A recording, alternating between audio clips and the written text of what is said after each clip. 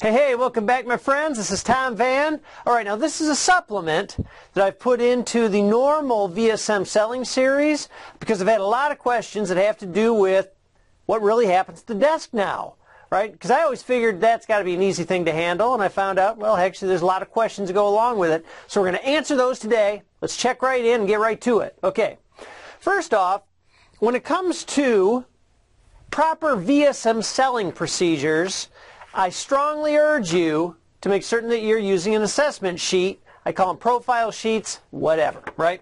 But anyway, client assessment sheet, because on this sheet, which follows VSM, the way that it's supposed to be managed, boy, the salesperson gets everything when they go right by the sheet.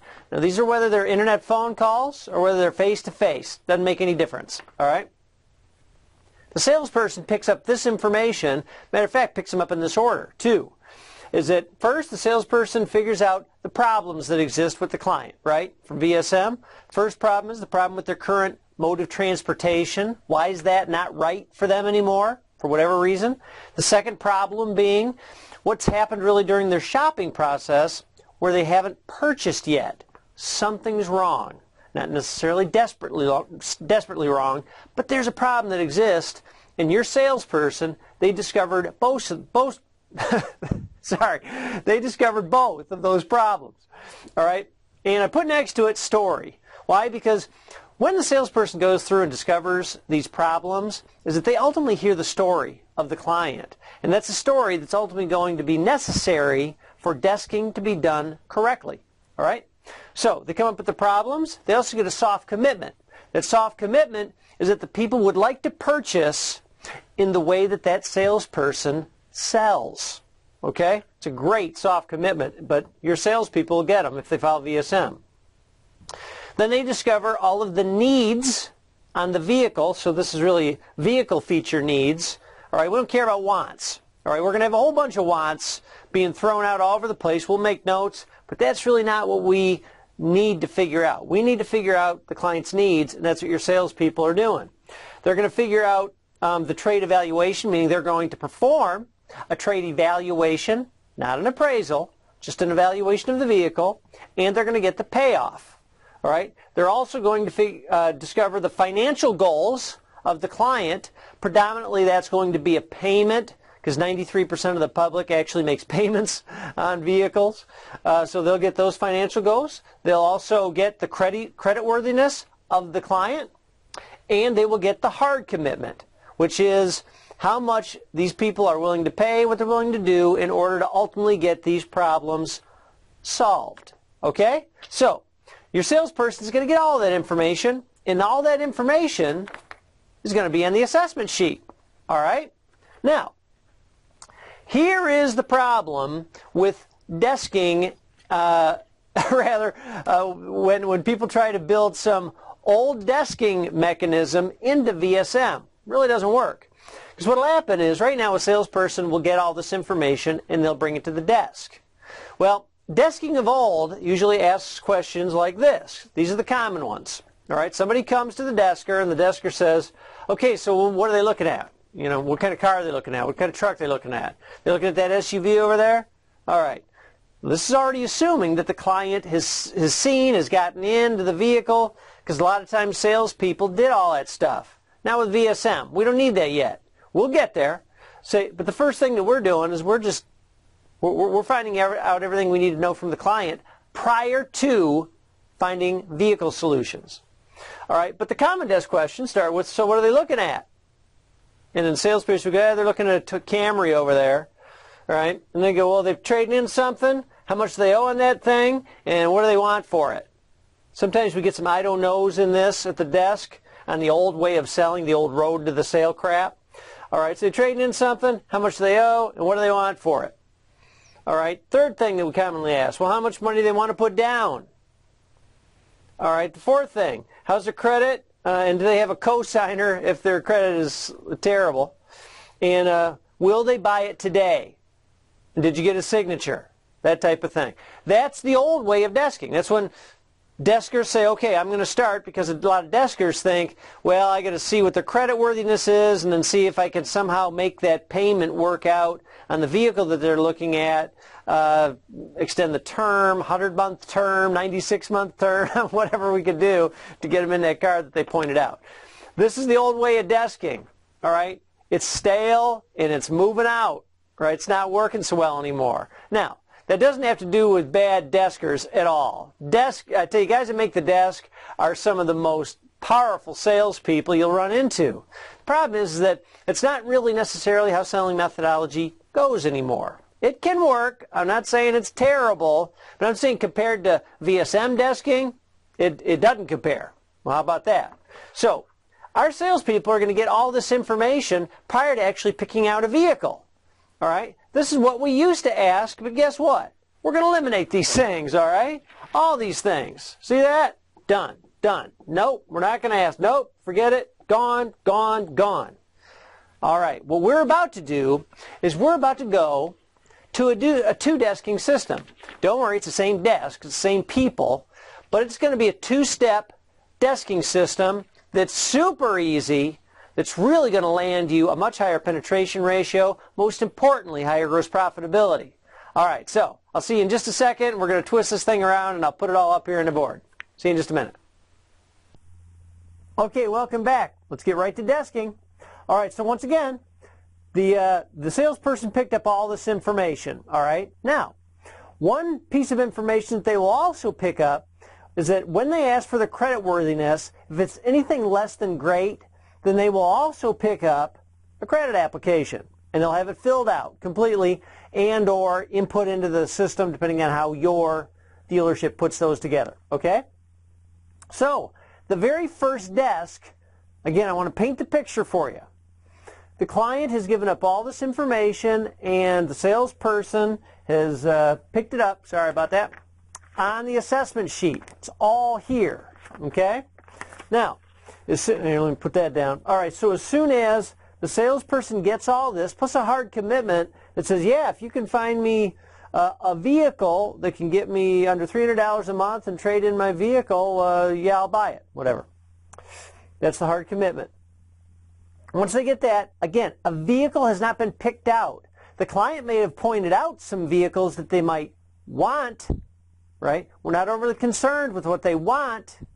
We hear it. We're writing down notes, but we really need to know what they need to solve their what? Problems. Okay. Once we have all that information, they come to the desk.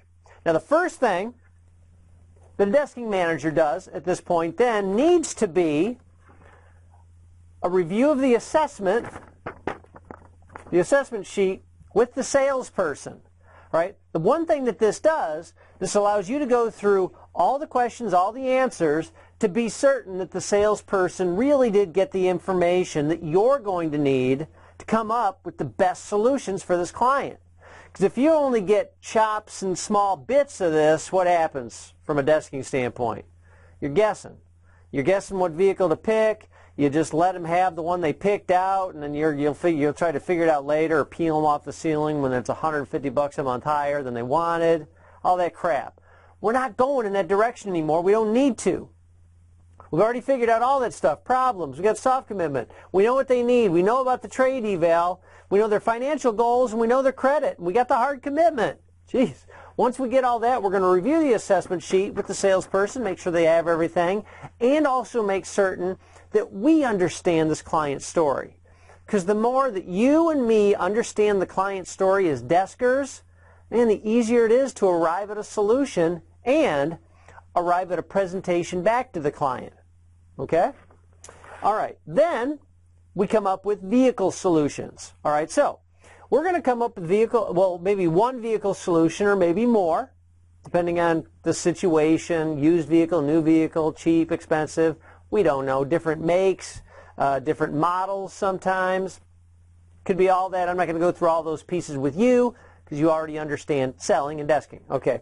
So once we review this, we got all this stuff, hard commitment, all that, we're going to come up with a vehicle solution or solutions. That also includes if we had to go after their app and find out their creditworthiness limits their ability to buy certain vehicles, right? We need to know that once the salesperson's found it out, right? All right, that's pretty standard stuff. Now, let me also point out the importance of doing it in this way, because when we come up with vehicle solution or solutions, it's possible that we don't have a vehicle in stock that truly fits the client. Uh-oh, what do we do then? Again, our first attempt, of course, is to offer, not to sell, we don't need to do all that stuff, to offer vehicles that will solve their problems and reach their financials and all that stuff that's close on our lot. But it's possible that you just don't have something close. Well, don't be ridiculous and try to start selling tiny cars to people that have 8 kids or something like that. Is it ultimately what you have an opportunity to do right here is potentially find another vehicle right at this point, even used vehicles, or start the search for used vehicles because you don't have anything to offer up. That's possible. But you've got to create systems inside your dealership that allow you that flexibility to be able to find solutions beyond what you have in inventory right now.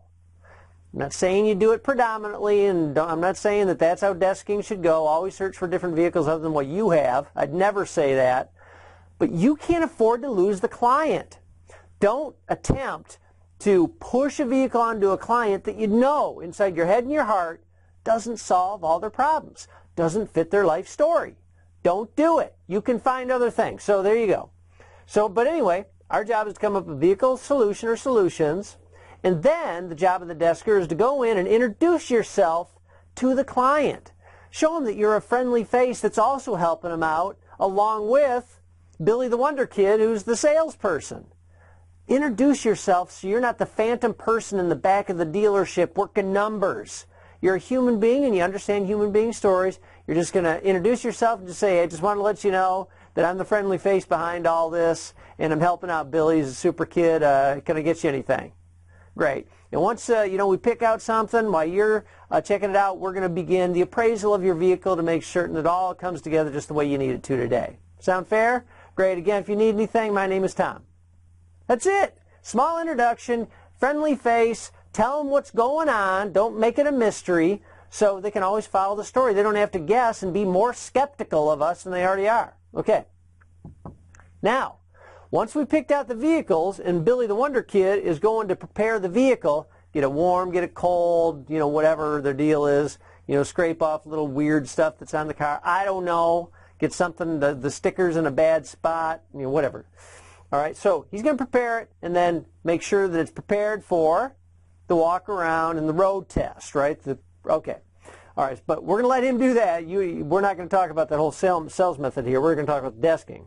So once that happens, Billy the Wonder Kid, he's out and they do the walk around and they do the road test.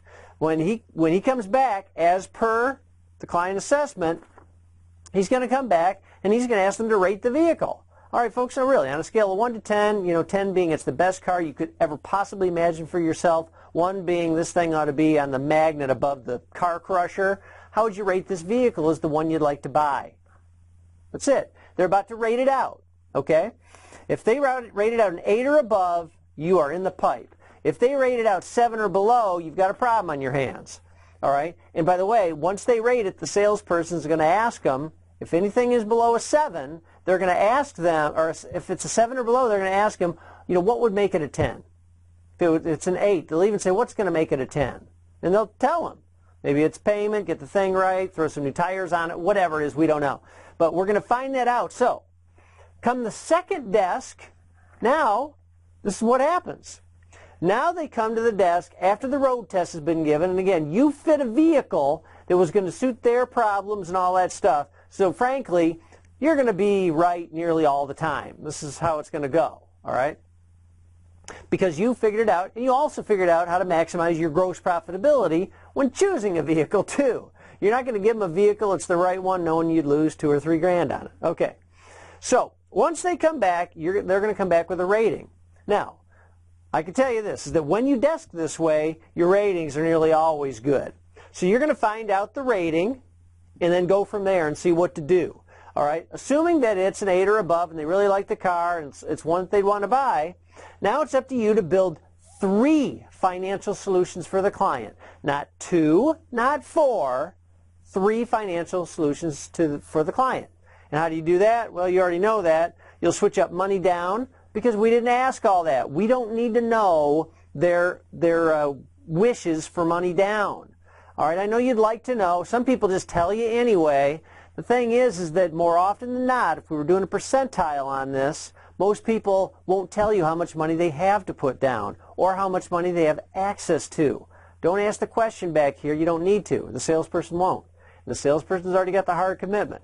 So what you're going to do to fit close to their financial solution, you're going to come up with 3 financial solutions and throw in the mixture of money down, term, rate, and or finance or lease. Right? And again, if you're very good at this, you know, sometimes you can go, why don't we trade in 2 vehicles to get you 2 back, or trade in 3 vehicles to get you 2, or, you know, from a desking standpoint, I can't go through all those right now. That's not necessary because you should be good to be able to do that yourself too. But it's getting a mix of these, so it's going to be delivered back to the client. Once you build the 3 financial solutions, then you're going to prepare the salesperson on how to present to the client.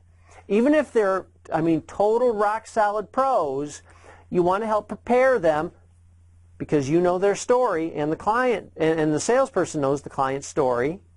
Prepare the salesman to make certain that they know how to present whatever it is you're going to present. All right? And they'll want to present it in 3 ways. They're going to go, all right, folks, boy, we got some great news for you. Let me lay it out. I actually have 3 different financial solutions. You just select the one that's going to be best for you, okay? And then your salesperson is going to go, okay, option 1. Here's this much money down, this much term, da-da-da-da-da. And again, the salesperson will have reviewed back with the client that they're still committed at that point, right before he starts offering up the financial solutions, just so you know. All right, so then he goes, okay, here's number 1, and then he doesn't hesitate. He just goes right on to number 2, and then he says, all right, now number 3, this one seems like it's going to be the closest one to you, but you tell me which do you think is going to be best for you. Spins it around, pushes it in front of him, and shuts up, lets him pick one of the 3. That's how it goes. 3, not 2, not 4, 3, every single time. All right? Again, 2 might be finance, 1 might be a lease. Okay, now you understand it. All right. And then the last case scenario, potentially, is when the salesperson comes back and asks for adjustments. Because if the client says, wow, you know, yep, I really want that vehicle, but and I like the 3rd option, but the 3rd option has it like with $2,000 down, and I really only want to come up with $1,500 down. And so the salesperson says, okay, well, if we can get $1,500 down, you want to buy the vehicle? Yeah. If they said, well, if you have $1,500 down and keep the same payment, then the salesperson should know what to say. They said, well, if you don't put as much money down, then the payment's going to go up a little bit, but as long as it doesn't go up more than $50, would you like to purchase the vehicle still? They go, well, maybe $20 more. Okay, let's see what we can do. It comes back, you make the adjustments, maybe you give it 3 more months, 6 more months in financing. All right, you know how to do all that. But that's when we make adjustments and we take it back to the client and the deal is done. Okay, you got it?